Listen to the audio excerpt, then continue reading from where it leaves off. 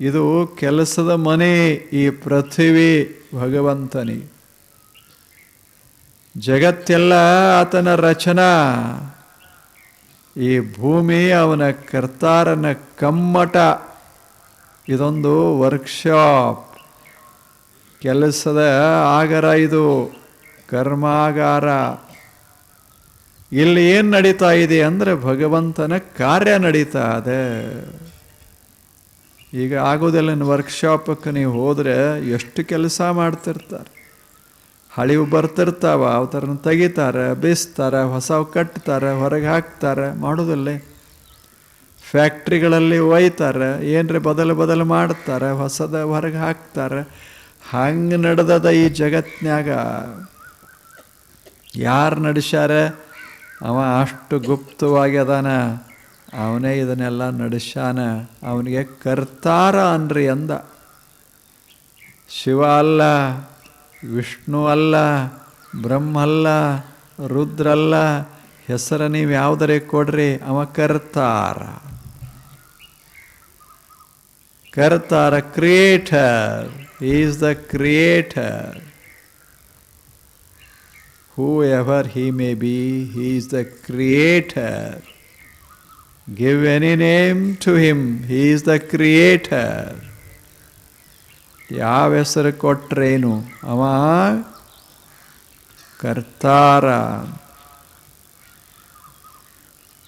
ಪೃಥ್ವಿ ಎಂಬುದು ಕರ್ತಾರನ ಕಮ್ಮಟ. ಇದು ಸುಂದರ ಕರ್ಮಶಾಲಾ. ಎಷ್ಟು ವಿಶಾಲವಾದ ಕರ್ಮಶಾಲಾ. ಪ್ರತಿ ಕ್ಷಣ ಕ್ಷಣ ಕ್ಷಣ ಇಲ್ಲಿ ಕೆಲವು ಕೆಲಸ ನಡೀತಾವ. ಒಂದು ಕ್ಷಣ ಸಹಿತ ಈ ವರ್ಕ್ಶಾಪ್ ಮುಚ್ಚಿಲ್ಲ. ನಮ್ಮ ಫ್ಯಾಕ್ಟ್ರಿಗಳು ಮುಚ್ತಾವ ಒಂದು 4 ತಿಂಗಳ. ದೇವರ ಫ್ಯಾಕ್ಟ್ರಿ ಮುಚ್ಚೇ ಇಲ್ಲ. ನಮ್ಮವೆಲ್ಲ ಅಷ್ಟಷ್ಟು ನಡೀತಾವ, ಅವಂದು ಎಂದೂ ಮುಚ್ಚೋದಿಲ್ಲ, ಅಷ್ಟ ನಡೆಯೋದಿಲ್ಲ, ನಿರಂತರ. ಫ್ಯಾಕ್ಟ್ರಿ ಎಷ್ಟು ದೊಡ್ಡದದ ಅಂದರೆ ನೀವು ಕಣ್ಣು ಬಿಟ್ಟಷ್ಟು ದೊಡ್ಡದು, ಅಷ್ಟು ದೊಡ್ಡ ಫ್ಯಾಕ್ಟ್ರಿ.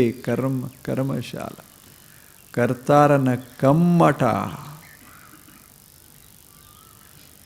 ಇಷ್ಟ ಹೇಳಿಬಿಡಲಿಲ್ಲ. ಮತ್ತೇನು ಮಾಡ್ತಾ ಇದ್ದಾನ ದೇವರು? ಏನು ನಡೆದದ ಈ ಜಗತ್ನ್ಯಾಗ? ಅಚ್ಚಿನ ಮೊಳೆ. ಇಲ್ಲಿ ಅಚ್ಚಿನ ಮೊಳೆ. ಇಲ್ಲೆಲ್ಲ ಅಚ್ಚೋದಾವ. ಏನು ಮಾಡ್ತಾನ ದೇವರು? ಇಂತಿಂಥ ದೇಹಗಳನ್ನು ಅಚ್ಚಿನಾಗ ಹಾಕಿ ತಯಾರ ಮಾಡ್ತಾನ. ಒಂದು ದೇಹದಂಗೆ ಒಂದಿಲ್ಲ, ಹೆಂಗೆ ತಯಾರ ಮಾಡಿ ಬಿಡ್ತಾನ. ಅಚ್ಚಿನ ಮೊಳೆ ಅಂದರೆ ಮೂಲ್ಡ್. ಇವು ಪಡಿಯಚ್ಚ, ತಂದೆಯಂಗ ಮಗ. ಎಷ್ಟು ಮಜಾ ಪಡಿಯಚ್ಚಗಳದಾವ. ನಿಮ್ಮಂಗ ನಿಮ್ಮ ಮಕ್ಕಳು, ಅವರಂಗ ಅವ್ರ ಮಕ್ಕಳು. ಎಷ್ಟು ಮಜಾ. ಇವೆಲ್ಲ ಪಡಿಯಚ್ಚಗಳು. ಮನುಷ್ಯನ ಪಡಿಯಚ್ಚ ಒಂದು, ಪ್ರಾಣಿಗಳ ಪಡಿಯಚ್ಚ, ಪಕ್ಷಿಗಳ ಪಡಿಯಚ್ಚು. ಇಂಥವು ಸಾವಿರ ಪಡಿಯಚ್ಚುಗಳನ್ನು ಭಗವಂತ ಹೆಂಗೆ ನಿರ್ಮಾಣ ಮಾಡಿ ರೂಪ ಕೊಡಾಕತ್ಯಾನ. ಇವೆಲ್ಲ ಪಡಿಯಚ್ಚುಗಳು. ಅಚ್ಚಿನ ಮೊಳೆ. ಏನು ಹೇಳೋ ರೀತಿ ಹೇಳಿ. ಎಂಥ ಸುಂದರ ವರ್ಣನೆ ಅದು. ಏನಿದು ಜಗತ್ತ?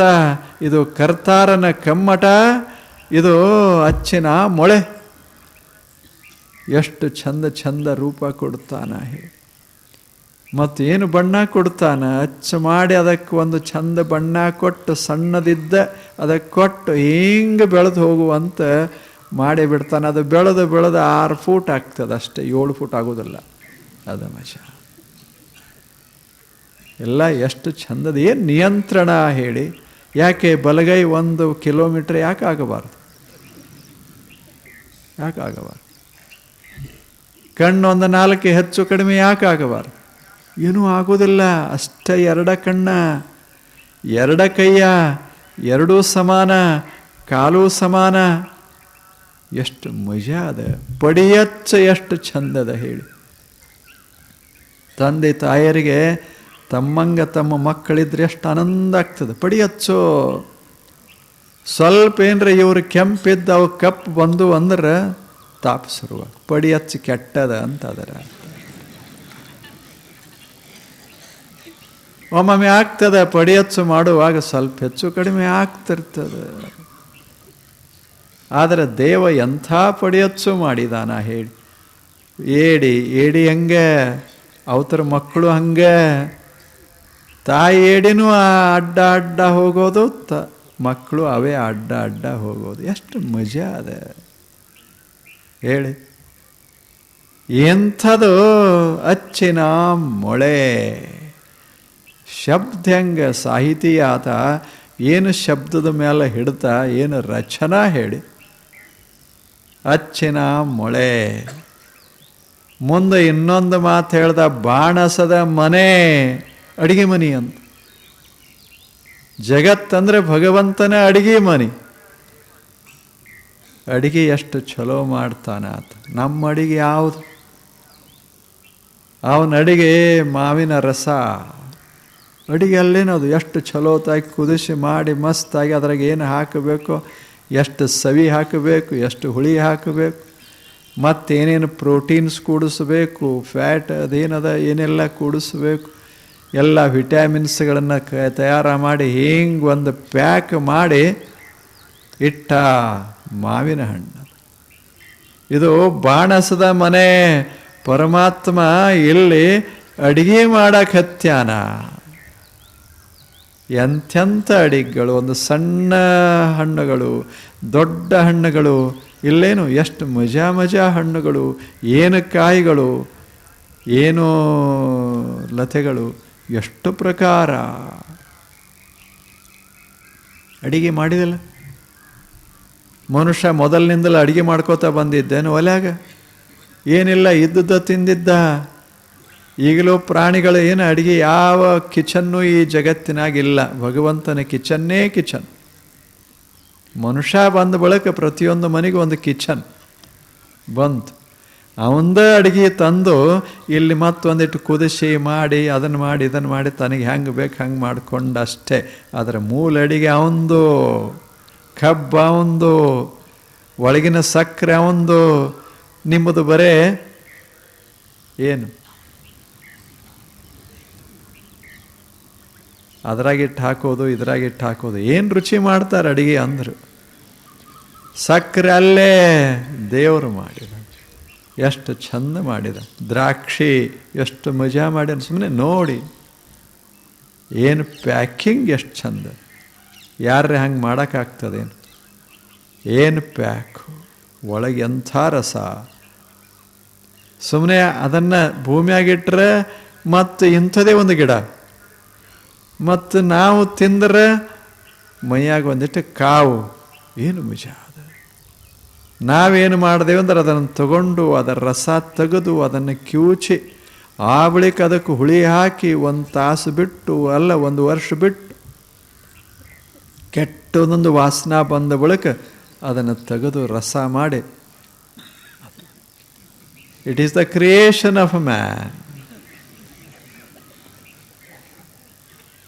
ನಮ್ಮದೆಲ್ಲೇ ಭಗವಂತನದು ಎಲ್ಲೇ. ಭಗವಂತ ಅಂದ್ರೆ ಬಾಣಸಿಗ, ಶ್ರೇಷ್ಠ ಆತ, ಅಡಿಗೆ ಮಾಡುವ.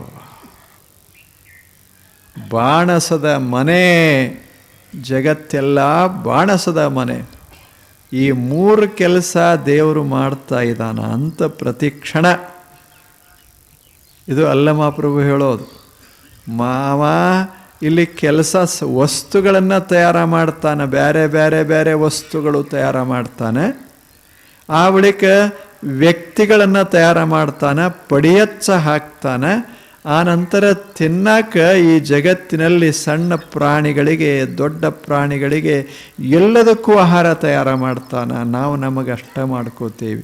ಆತ ಅತ್ಯಂತ ಸೂಕ್ಷ್ಮ ಪ್ರಾಣಿಗಳಿಗೂ ಆಹಾರ ಕೊಡಬೇಕಾಗ್ತದೆ, ದೊಡ್ಡ ಪ್ರಾಣಿಗಳಿಗೂ ಆಹಾರ ಕೊಡಬೇಕಾಗ್ತದೆ. ಅದಕ್ಕೆಲ್ಲ ಏನೇನು ಬೇಕೋ ಎಲ್ಲವನ್ನ ತಯಾರು ಮಾಡ್ತಾ ಇರ್ತಾನೆ. ಅಂಥ ಭೂಮಂಡಲದ ಕಿಚನ್, ಅಡುಗೆ ಮನೆ. ಇದಕ್ಕಿಂತ ಸುಂದರ ಈ ಪೃಥ್ವಿಯನ್ನು ವರ್ಣಿಸೋದು ಹೆಂಗೆ ಸಾಧ್ಯದೆ? ದೇವನನ್ನು ವರ್ಣಿಸೋದು ಹೆಂಗೆ ಸಾಧ್ಯದ ಹೇಳಿ? ಕರ್ತಾರನ ಕಮ್ಮಟ, ಬಾಣಸದ ಮನೆ, ಅಚ್ಚಿನ ಮೊಳೆ. ಇಷ್ಟು ಹೇಳ್ತಾನೆ, ತನು ಮನ ಧನ ಎಲ್ಲವೂ ನಮ್ಮ ಗುಹೇಶ್ವರ ಲಿಂಗದ ಸೊಮ್ಮು ನೋಡ. ಅವನೇ ಮಾಲೀಕಲ್ಲೇ, ಯಾವ ಮಾಡ್ತಾನೆ ಅವನೇ ಮಾಲೀಕ್. ದೇವನು ಈ ಜಗತ್ತನ್ನು ಮಾಡಿದಾನ, ಅವನೇ ಮಾಲೀಕ್. ತನು ಅವನದು, ಮನಸ್ಸ ಅವನದು, ಧನ ಅವನದು. ನಿಮ್ಮದ್ಯಾವುದು ಒಂದ? ಯಾವುದು ನಿಮ್ಮದು ಹೇಳಿ? What is yours? ಯಾವುದು ನಿಮ್ಮದು? ತನು ಇದು ಶರೀರ, ಅವನು ಪಡಿಯಚ್ಚನಾಗಿ ತಯಾರಾದದ್ದು. ಮನಸ್ಸ ಅಷ್ಟು ಸೂಕ್ಷ್ಮ, ಅದ್ಭುತ, ಅದನ್ನು ನೋಡೋಕ್ಕಾಗೋದಿಲ್ಲ, ಅದನ್ನು ಬಿಟ್ಟು ಬದುಕೋಕ್ಕಾಗೋದಿಲ್ಲ. ಮನಸ್ಸು ಬಿಟ್ಟು ಬದುಕಲಿಕ್ಕಾಗ್ತದೆ? ಎಲ್ಲ ಮಾಡೋದು ಮನಸ್ಸೇ, ಕೆಡವೋದು ಮನಸ್ಸೇ, ಎಬ್ಬಿಸೋದು ಮನಸ್ಸೇ. ನಮ್ಮನ್ನು ದೊಡ್ಡವ್ರನ್ನ ಮಾಡೋದು ಮನಸ್ಸೇ, ನಮ್ಮನ್ನು ಸಣ್ಣವ್ರನ್ನ ಮಾಡೋದು ಮನಸ್ಸೇ. ನಮ್ಮನ್ನು ಹಾಳು ಮಾಡೋದು ಮನಸ್ಸೇ, ನಮ್ಮನ್ನು ದೊಡ್ಡ ಎತ್ತರಿಸೋದು ಮನಸ್ಸೇ. ಅದೇ ಮಾಡೋದು. ಇಂಥ ಒಂದು ಸುಂದರ ಮನಸ್ಸನ್ನು ಇದೇ ದೇಹದಾಗ ಹೆಂಗೆ ತೇಲಿಬಿಟ್ಟು, ಆದರೆ ಅದು ಹೊರಗೆ ಹೋಗೋದಿಲ್ಲ, ಸಾಯೋತಕ. ಇದು ಮಜಾ ಅದ. ಮತ್ತು ಅದಕ್ಕೇನು ಅಡೆತಡೆ ಯಾವುದಿಲ್ಲ, ಆದರೂ ಅಲ್ಲೇ ಇರ್ತದೆ. ಯಾರ ಮಾತು ಕೇಳಿ ಮನಸ್ಸು ಒಳಗೆ ನಿಂತತೋ ಅವರದರ ಮಾಲೀಕರಲ್ಲೇನು. ತನು ಮನ ಧನ ಈ ಮೂರು ನಮ್ಮ ಗುಹೇಶ್ವರ ಲಿಂಗದ ಸೊಮ್ಮು ನೋಡ.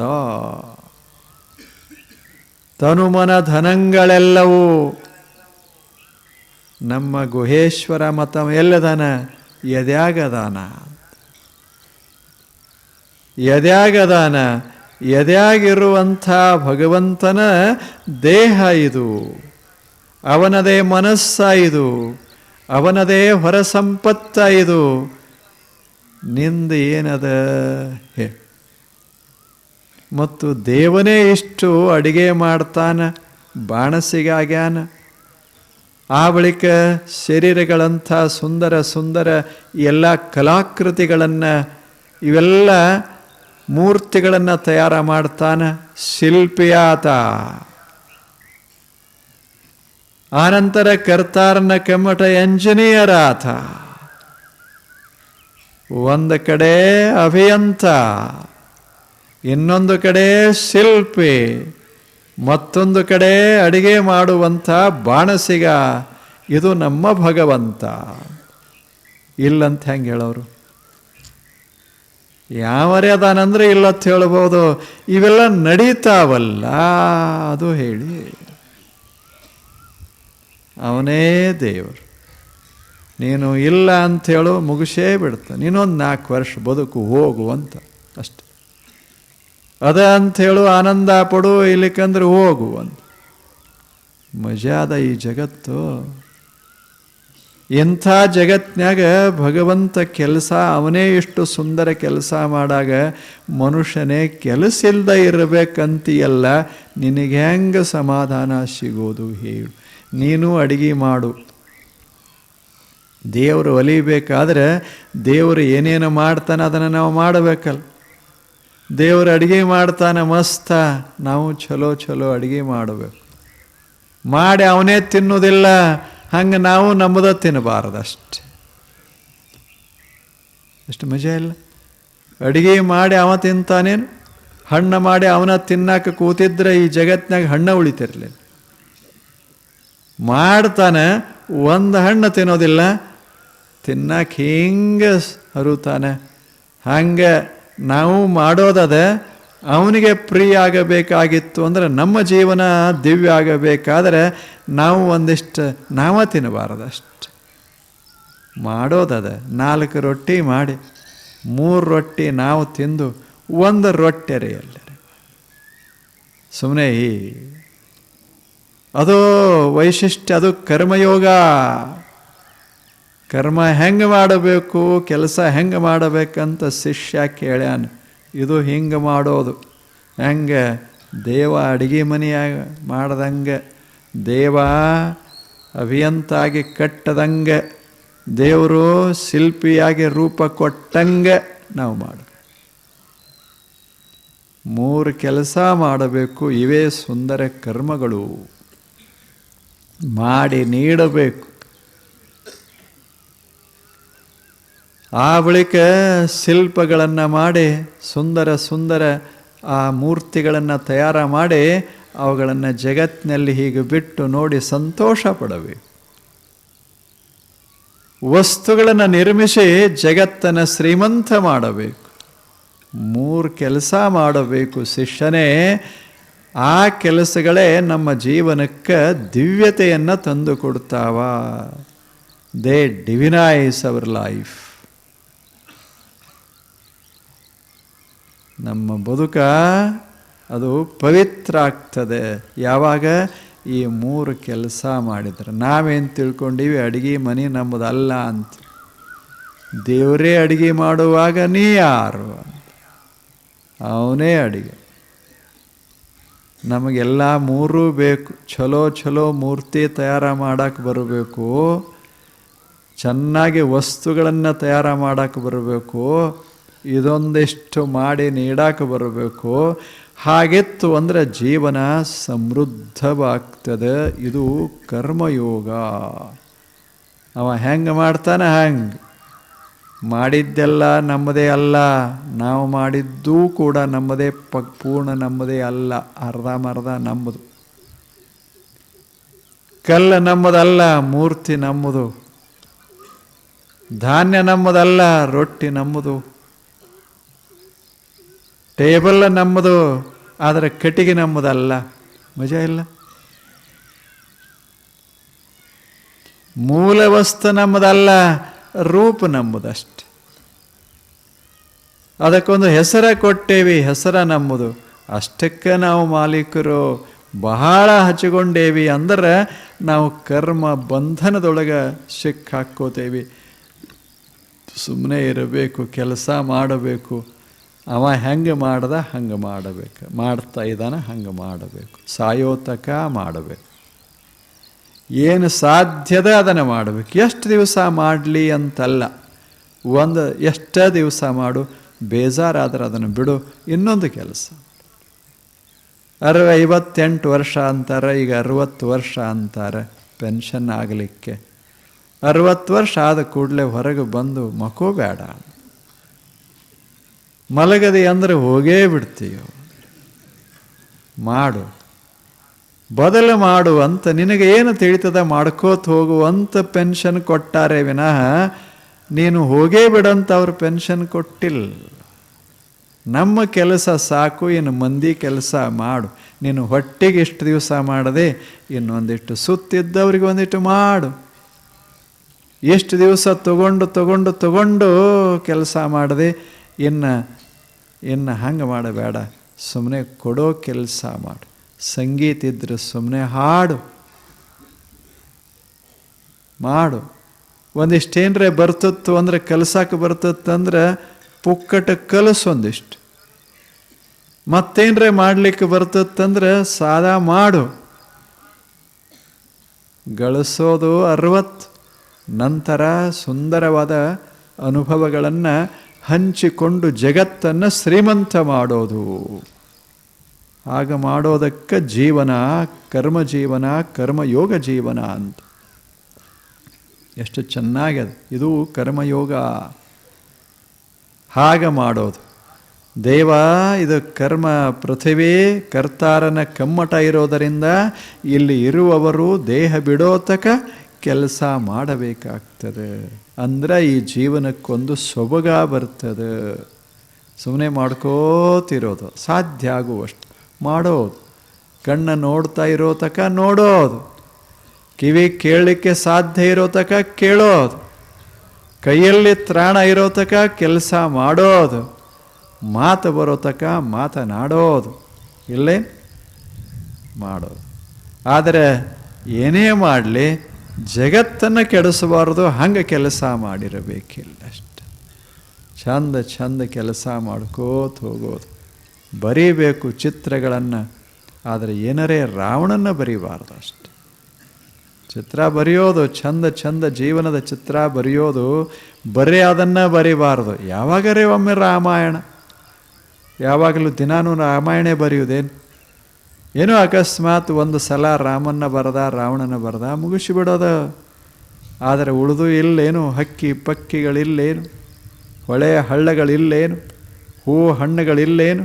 ಬರೀಬೇಕು. ಜೀವನದಲ್ಲೇ ಸುಂದರ ಚಿತ್ರಗಳನ್ನು ಬರೀಬೇಕು, ಆದರೆ ಕೆಡಿಸಬಾರ್ದು ಅಷ್ಟೆ.